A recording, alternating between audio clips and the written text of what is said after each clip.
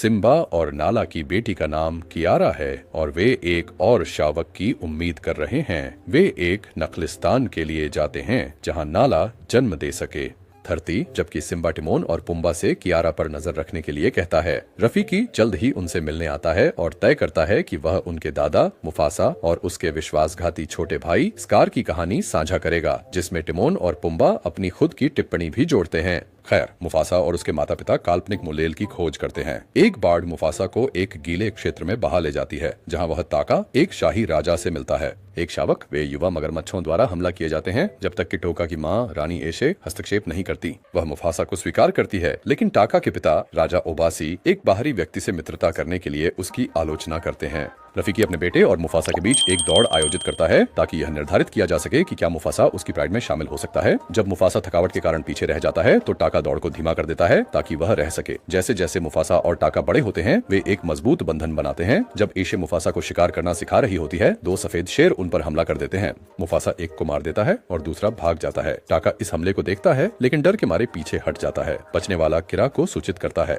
Carolus बाहरी गुट के नेता, एक प्राइड जो उन शेरों से बना है जिन्हें उनके सफेद फर के लिए बहिष्कृत कर दिया गया था। कैरोस अपने बेटे की मौत का बदला लेना चाहता है जिसे मुफासा ने मारा था। फिर बाहरी लोग ओबासी, एशाई और उनके समूह का वध कर देते हैं, जिससे मुफासा और टाका को एक नदी में भागने के लिए मजबूर होना पड़ता है। जब मुफासा और टाका जमीन पर पहुंचते हैं तो वे एक आवारा शेरनी जिसका नाम सराबी है, उसके हॉर्नबिल स्काउट जाजू और एक युवा रफीकी से मिलते हैं। रफीकी उन्हें बताता है कि वह भविष्यवाणी में देखे गए एक भाई को खोजने के लिए मिलेले जा रहा है और समूह उसका पीछा करता है। टाका सराबी के लिए रोमांटिक भावनाएं विकसित करता है। बाहरी लोग उनका पीछा करते हैं, इसलिए सराबी एक हाथी भगदड़ कर देती है ताकि बाहरी लोग विचलित हो जाएं, जिससे समूह को भागने का मौका मिल सके। गिरने के बाद वह बेहोश हो जाती है, जिससे मुफासा उसे बचाने के लिए मजबूर होता है, लेकिन वह झूठ बोलता है और सराबी से कहता है कि टाका ने उसे बचाया। समूह एक बर्फीली पर्वत श्रृंखला में छुपकर ठीक होता है। ठीक होने के लिए आराम करें। सराबी मुफासा से कहती है कि वह जानती है कि उसने उसे बचाया और जल्द ही वे एक दूसरे से प्यार करने लगते हैं। इसे छुपकर देखते हुए एक जलन से भरे टाका की रॉस और बाहरी लोगों से मिलता है और उसे उसका गौरव में शामिल होने के बदले में मुफासा से अपने बेटे की मौत का बदला लेने का प्रस्ताव देता है। अगले दिन समूह मैली एक हरियाली से भरपूर नखलिस्तान पहुंचता है, जबकि टाका गुप्त रूप से बाहरी लोगों के लिए निशान छोड़ता है।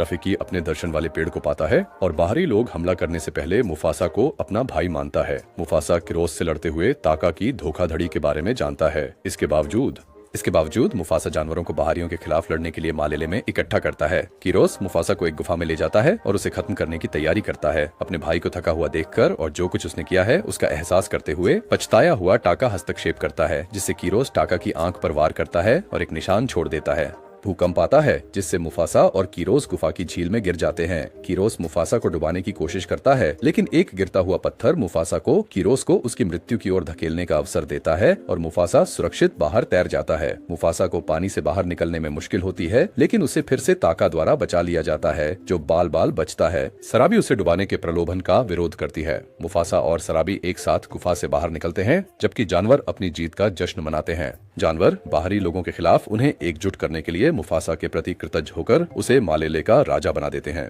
मुफासा जल्द ही अपनी मां से मिलते हैं, जो उन्हें बताती हैं कि उनके पिता पिछले युद्ध में मारे गए थे। बाढ़ मुफासा ताका से उसके धोखे के बारे में सामना करता है और उसे रुकने की अनुमति देता है, लेकिन अब उसे ताका के नाम से नहीं पुकारता। ताका खुद का नाम बदलकर स्कार रख लेता है ताकि वह कभी न भूले कि उसने क्या करने की कोशिश की। फिर मुफासा नए बने प्राइड रॉक पर चढ़ जाता है और गर्जना करता है। वर्तमान में कियारा प्राइड रॉक के ऊपर गरजती है, जबकि उसके दादा की आत्मा उस पर मंडराती है। वह और उसके दोस्त जल्द ही सिम्बा से मिलते हैं ताकि उसके नए जन्मे भाई बहन से मिल सकें, जिसे कियारा मुफासा की कहानी सुनाने का प्रस्ताव करती है।